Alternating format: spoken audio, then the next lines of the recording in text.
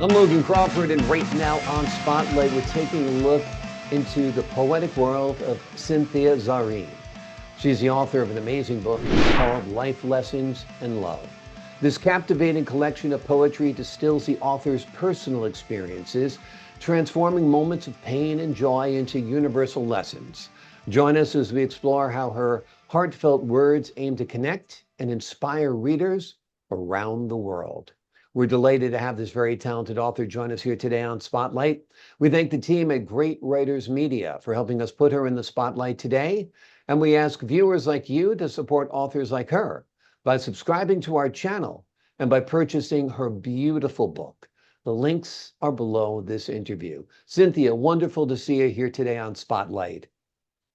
Thank you very much, Logan, for inviting me in the spotlight and giving me this space to introduce myself to the world and talk about my writing, the poems that I have written and published in a book called Life Lessons and Love. Thank you for the beautiful introduction.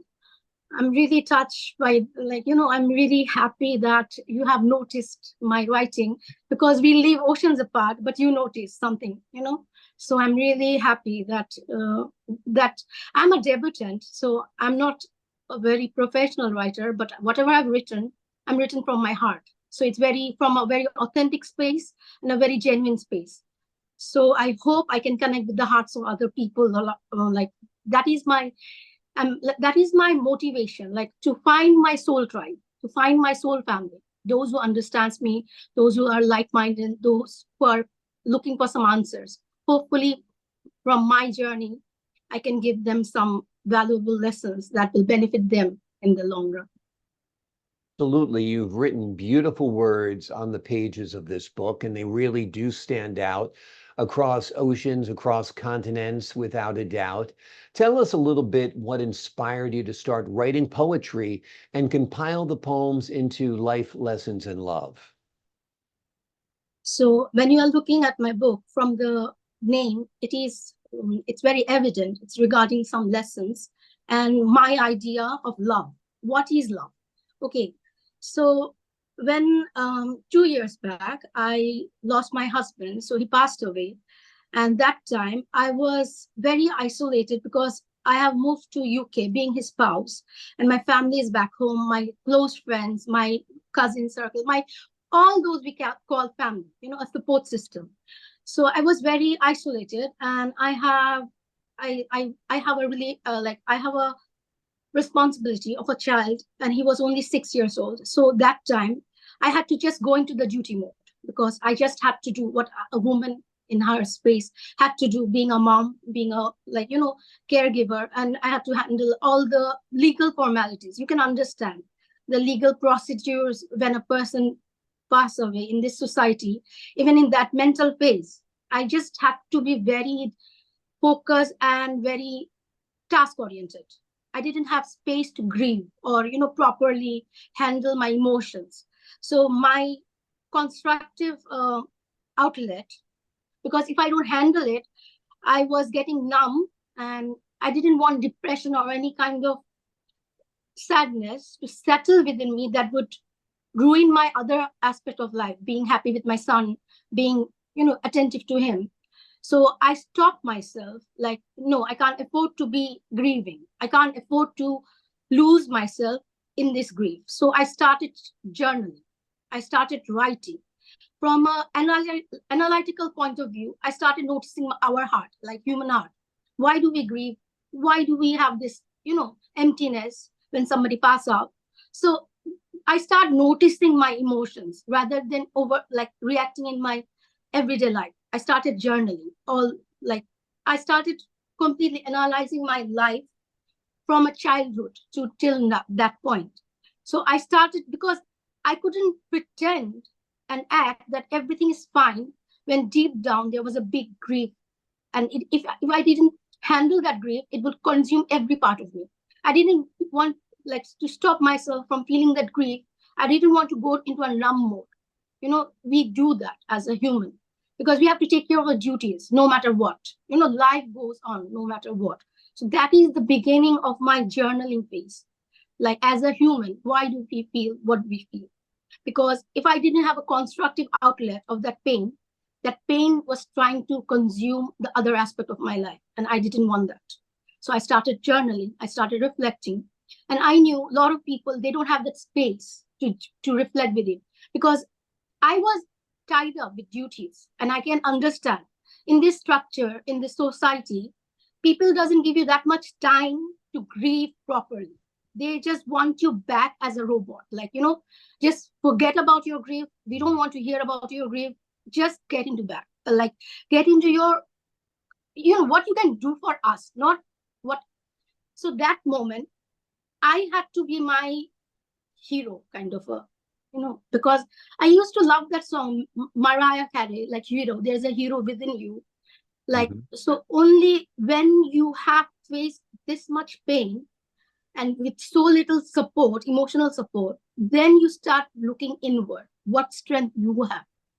And that was the turning, I think that was my turning phase, because I started noticing my own inner strength, not based on my family or my friends or my co-workers, but what I have within me, the core.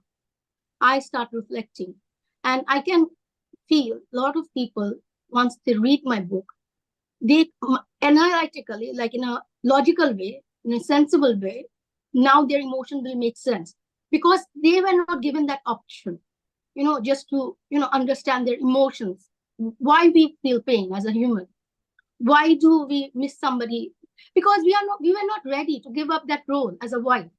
But I lost my husband, so I was grieving that part of me as well, that I can't be a wife to a man, but I like being a wife, I like taking care of a man. But suddenly, in 4 months, my life just completely drastically changed. He had a stroke, a brain stroke, and after that, within 4 months, his health deteriorated so much that his body couldn't, sustain. But we are never prepared. Even if a person is in the hospital for 2-3 years, even then you feel like, okay, one day they will come back home. But you just, it's a very difficult phase. But I had my ups and downs, but hopefully writing and journaling and now talking to others, and once you understand you are not alone, a lot of pain starts to melt away, because you feel that, a lot of people understand what you have gone through. It's not like I'm not the only one, but most of the people, we don't have that opportunity to talk, to actually have a conversation. Okay, so I'm really happy that the world, like you, Kate, you have given me the space just to open up, be my authentic self, and you have given me this space. Like, okay, let's talk. Let's talk as one human to another human, not the status, not the fake personality we have built to protect ourselves from the, we just talk from one human being to another human being. Let's have a conversation. And I really thank you for that. And also, a lot of people have supported me throughout the journey. Wonderful. You're very right about so much that you've said there, that people don't give you the time to grieve, that people expect you to get your life back in order right away. And, you've been through something devastating, and other people have been through similar devastating situations where they've lost a loved one. And rebuilding is difficult because your life was built around that person. So I absolutely understand your loss. I understand your grief. I understand your concern that society doesn't necessarily hold you in the right place or give you enough time during that awful, awful period in your life. And sharing these poems really is so hopeful and helpful, because, like you said, there is a shared experience. There are commonalities that people will learn how to deal with the pain, how to remember their loved one by reading your poems, don't you think? I think at least they can feel that even grief is a part of life. It cannot consume your whole life. You had to learn a difficult lesson, a very difficult lesson, but you are strong enough, and that's why you are given that lesson. But your lesson will inspire so many other people. So even the pain is giving you some gain. So even if you have the right mentality to handle your pain, even the pain cannot break the human spirit. So that is the beauty of being human. So now I'm embracing that, because I on the Facebook, or a lot of famous people, they had a lot of struggling days, but we don't talk about that. People only notices you when you are at a certain point of being successful. But you had your own share of stories. You, even if I talk to you from deep, like from your like inspirational days to now where you are, there will be moments that if you recall them, you will cry, because you were feeling that hopeless. But then again, this is the beauty of human spirit. You didn't give up. You could have given up, but you didn't give up. So there was something stronger in you that was stronger than the situation. So only by going through that phase, you know where is your true strength. So this is what I've learned. Human spirit is beautiful. You know, when we are noticing our beauty, all this, you will know you are so much more worth than a cream of, say, you are worth it, something like that. You know, your human spirit is so beautiful. Just by being a human, you can understand so many things in life. So we are so much worth, like, you know, we are worthy. We are worthy to be humans. Exactly. And you're right, human spirit is amazing. Let's talk a little bit about your poems. Which poem in your collection is the most impactful for you or holds the most significance for you? See, there are my poetry book. It covers a lot of different topics. It's only not about love. Because it's life lessons. We have so many different aspects of us when you reflect back. Okay, childhood trauma initially. Okay, these are certain things you have to work through. So childhood trauma, grief, and then there was like the first poetry is, I know I exist. Since I exist, I matter. The self-acceptance, self-validation. Your validation first starts with you. First, you have to feel that validation as a human being, that since I exist, since I'm a human being, I matter. And slowly, slowly, you build on that. But if your initial validation is based on only the external situations, so people can manipulate you very quickly. Because one day they will put you on your crown, and another they can just throw you in the ground. So this kind of attitude, it can have a very very detrimental effect on your mental well-being, because one day they're treating you so nice, another day you just don't exist for them. So if you don't have that inner validation that I exist, maybe some people is not noticing my worth, but I know I'm adding some value to this earth and to this universe. My energy is valuable, so whatever I'm doing it consciously. So the first poetry, this one was like, I know I exist. This is a self kind of, I talk on behalf of everyone who is voiceless right now, because maybe their upbringing is like, after you reach a certain point in life, you exist, you matter. You become a CEO, you exist, you matter. You give me money, you exist, you matter. No, you exist, you matter. The moment you are born, look at the couples who don't have a child, how much they're trying for a child. So the moment you are born into this world, you have a purpose. You have a vision. Maybe you don't know it right away, but in the long run, there is a plan for you. So no matter who says what in your high school, in your like school life or anything, don't be so desperate to give up your life just because your grade is low or something like that. A lot of people, if you see, like a lot of celebrities, maybe they have failed in some exams or something, but they didn't they didn't let it bother, and now they are known worldwide because they had some other passion. Maybe they were a fish and the society was telling you are a monkey, but they were a fish. They know how to swim, but they were like insisting like you climb the tree. No, we are born with different talents. Different people have different kinds of talents. So you just wait. If somebody's criticizing you, wait and watch. You do what you are good at, focus, move on. So wonderful advice for sure.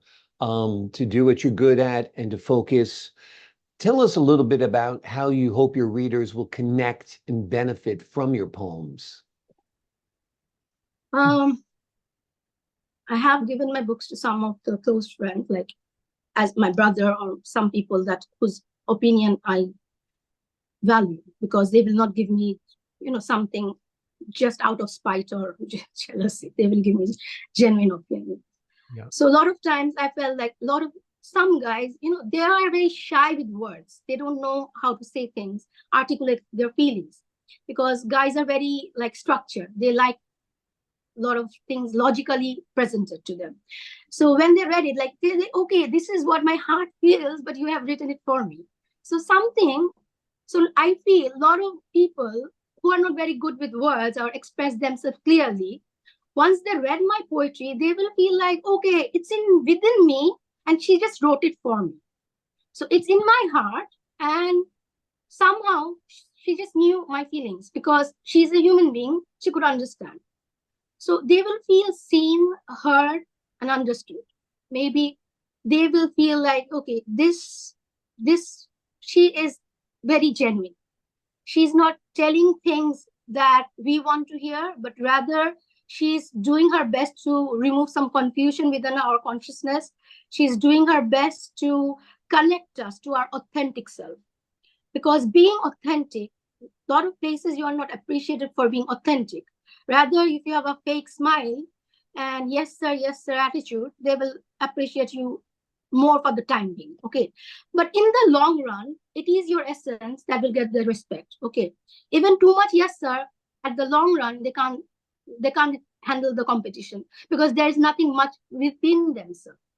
You have to be rich within your internal world to, so when there are a lot of people who reads my poetry, they will feel enriched. They will feel like, oh, so now it makes sense to my mind, because I was feeling like this. I was feeling very anxious, but I didn't know why.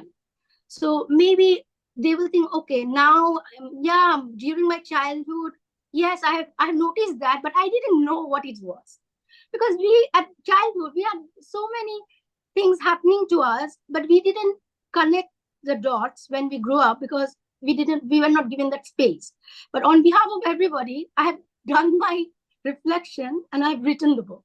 I have been brave enough. Yeah, okay, I have touched a lot of topics like, forgive your parents. Maybe some parents might get angry, but I'm a parent myself, and I hope to give this book to my son to even understand so that he can forgive me and he can live without any anger or any frustration. Because even I'm a human being. I make my mistakes and he makes his mistakes. So there is like, at the end, it's like, forgive each other. Like, you forgive yourself and you forgive your parents, because they are also another human being. They are just doing their level best at that point of existence. So we are all doing our level best from that moment with the resources we have. We have very limited resource on this earth.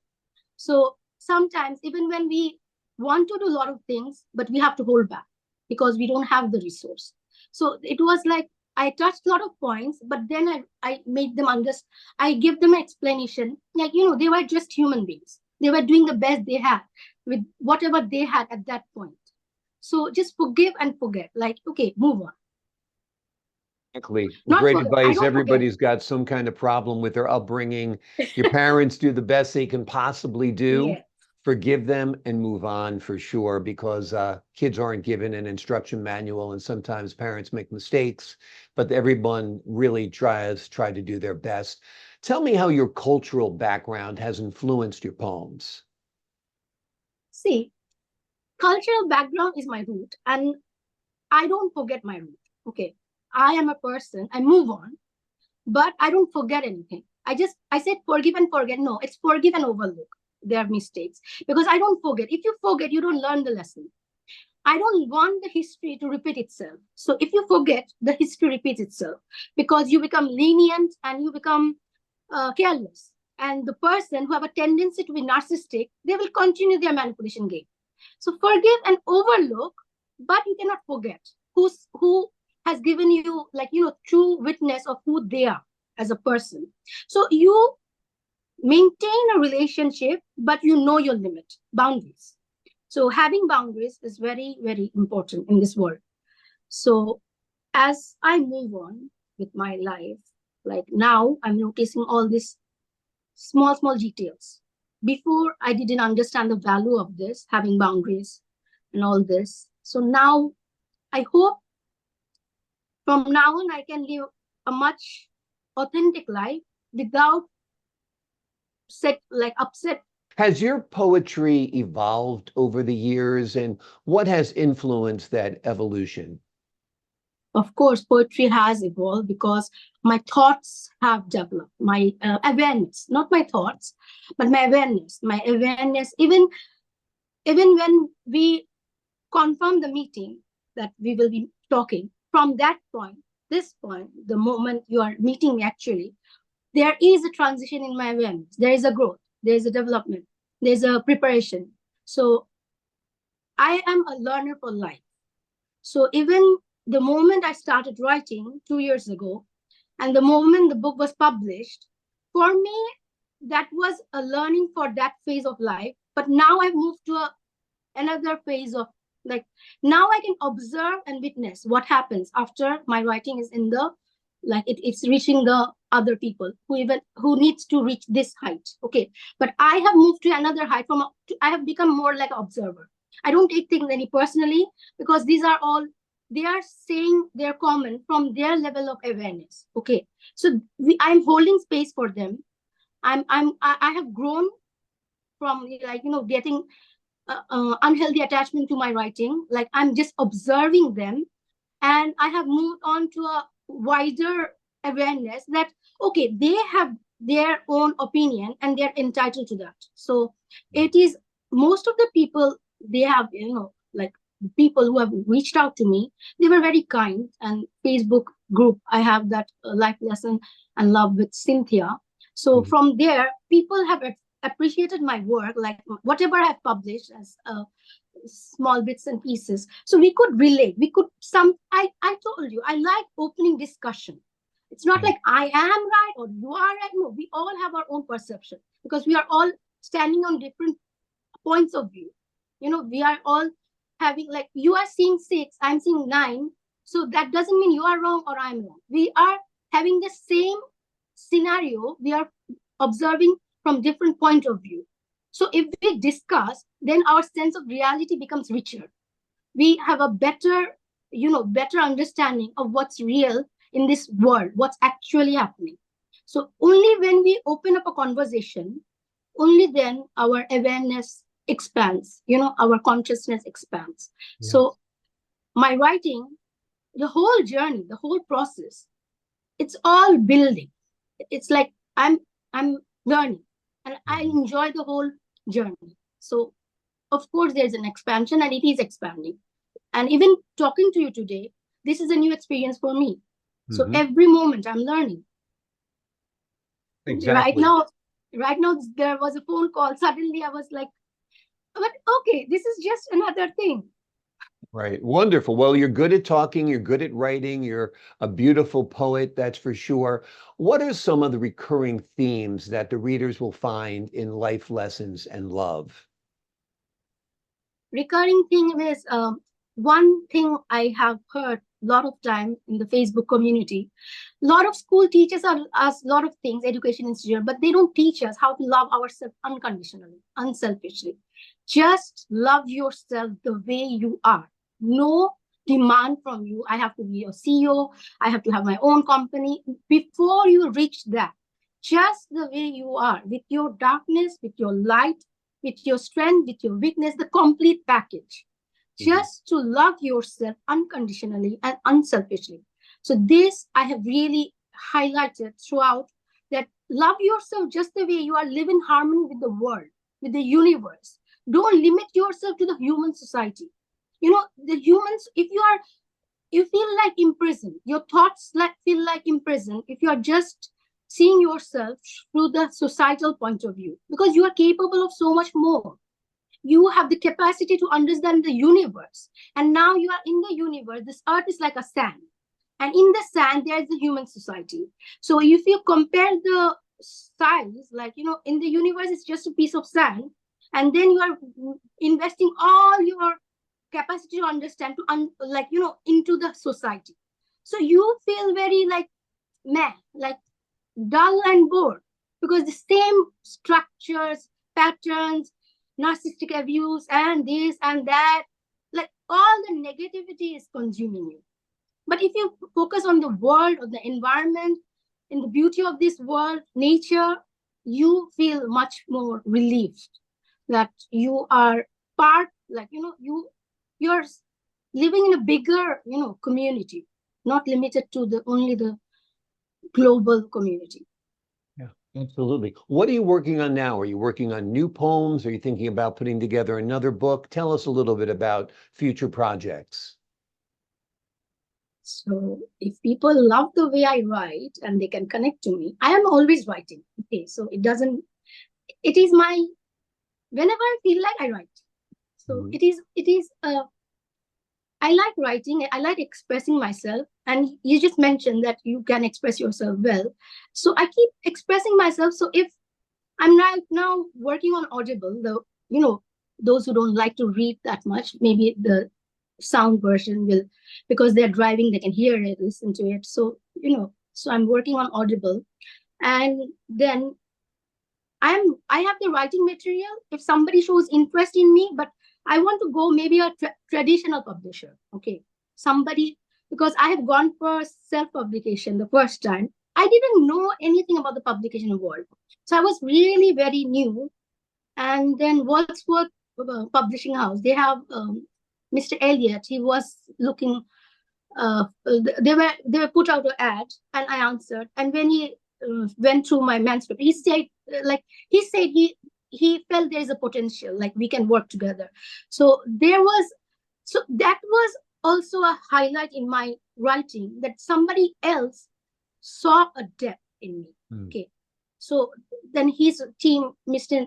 Nathan and Elliot, we are still working with Wordsworth, and Mr. Leo and Kate, they were so nice to me. So now my confidence as a writer, as an author, is building. So I feel if I can reach out to my soul family, it can be a profession, that because I have to, in this world, you have to be conscious of a source of income. You can't just ignore it. So if I meet the right people, right groups, then I would want to be a, traditionally published author, because I think in that way, a lot of work is given to the agent. And I because I'm very new in this industry, Mhm. and there are so many scammers as well, when Yeah. you're self-published. So in any web page, like, page I put on a Facebook, a poetry of mine, more scammers are interested because they can feel that this is a debutant, this Mhm. authentic energy.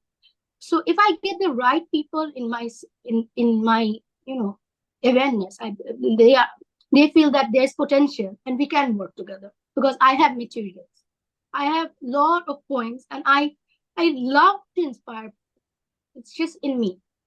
I from a When I was younger, I used to do debate and everything. So I love being with the people and talking, but human to human, not oiling their status, not, you can understand what I'm saying. I just Yeah, don't want fake absolutely. conversation.